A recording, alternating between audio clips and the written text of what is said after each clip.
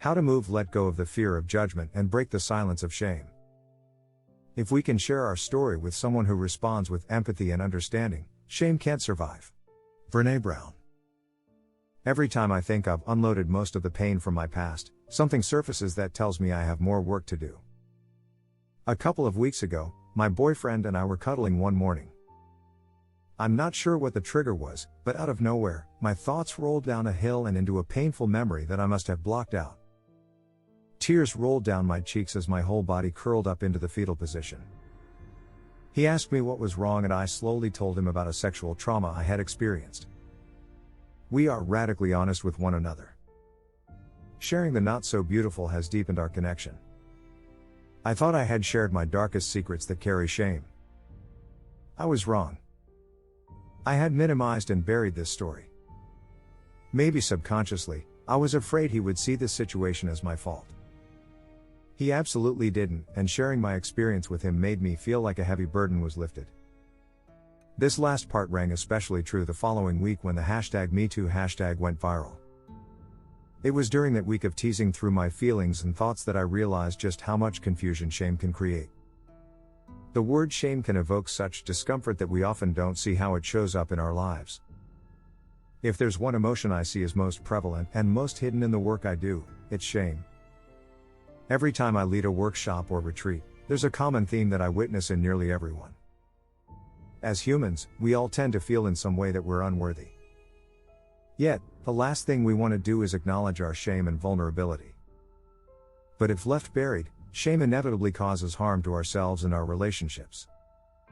In my experience, I've seen firsthand how understanding and shedding light on shame can hold the key to healing.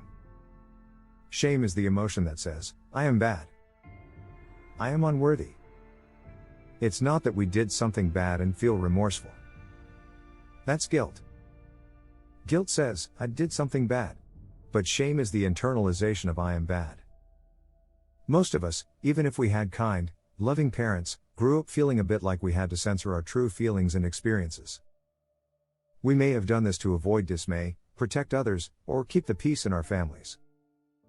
We're conditioned from a young age to feel shame when we learn who we shouldn't be in the world. But as we get older, we don't need others to make us feel shame.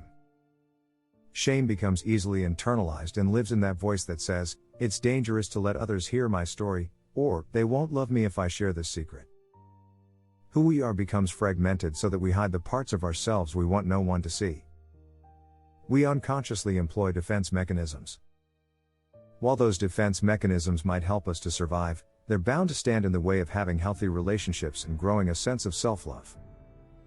When we're afraid to share our vulnerable side because we believe it would render us flawed, dirty, weak, and so forth, we're carrying shame.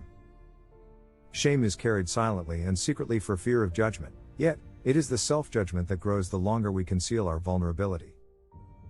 I refuse to keep painful secrets festering inside of me, as I know that will only keep me repressed and disempowered in the long run. All humans experience shame, and it presents in many ways. Here are a few examples I've noticed within myself that maybe you can relate to. Being too sensitive and emotional. Not doing enough to save my mother from her death.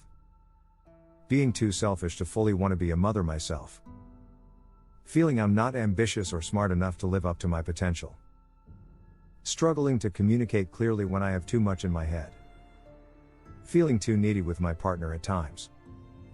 Believing I was somehow at fault for the sexual abuses I have experienced. My personal list could go on. But what I noticed when writing this list is that while many of the original sources of shame might be specific people or society as a whole, the critic is still me. When we keep shame locked away inside, we get stuck in feelings of inadequacy. Shame may cause us to feel mentally or physically ill. Feelings of inadequacy can be accompanied by emotions such as anxiety, anger, and loneliness. And when we feel inadequate, we sometimes develop destructive ways of relating to others, avoidance, lying, blaming others, attempts to control others, and so forth. So how can we deal with this lurking self-critic that wants to keep our stories in the dark? 1. Speak kindly to yourself. Most likely, at some point you've heard the phrase, shame on you, or, you should be ashamed. It can easily become habit to talk similarly to ourselves and challenging to learn to speak kindly. A simple framework for healing I teach comes from an ancient Hawaiian tradition called Ho'oponopono. Ho'oponopono means to make right, and it's rooted in the essence of reconciliation and compassion. Ho'oponopono consists of 4 phrases: I'm sorry, I forgive you, thank you, I love you. You can use these phrases speaking to another person. And you can use them with yourself. Here's a personal example of the latter. Melissa, I'm sorry for making you feel the trauma you experienced was your fault. Melissa, I forgive you for placing blame on yourself and carrying shame all these years. Melissa, thank you for your courage to shine light on your vulnerability and resilience. Melissa, I love you and I commit to treating you with loving kindness. 2. Self-soothe with movement and massage. Think about what happens to your body when you recall a memory that carries shame. Often our bodies slump, sinking our heart into the back body. Our gaze drops and our brows furrow. Emotions, including shame, reside in the body. Much of what I practice and teach relates to physical ways to release stuck emotion for this reason. If we want to reduce the unworthy and unlovable feelings we carry, it can help to self-soothe your body through dynamic movement practices like yoga and dance. Self-massage, tapping, and comforting touch while speaking kindly to yourself can help to release shame. 3. Share your story. The most uncomfortable, but perhaps most effective method I can offer you is to share. You don't have to share your vulnerability with the whole world. Many of my friends shared courageous, deeply personal stories on Facebook in response to #MeToo. For a moment, I thought I had to share this way as well, but then I did some reflection. There are times I share my vulnerability through my blog or when I hold space for a group. But I don't always want to share everything with strangers. In those cases, my partner is my greatest witness because of his ability to hold space for me. Whether you share in a 12-step program, with a loved one, or therapist, or in an article for the world to see, there's immense healing power in this process. When our voices are heard and we're seen just as we are, we open up the door to growing a new sense of self-love and self-worth.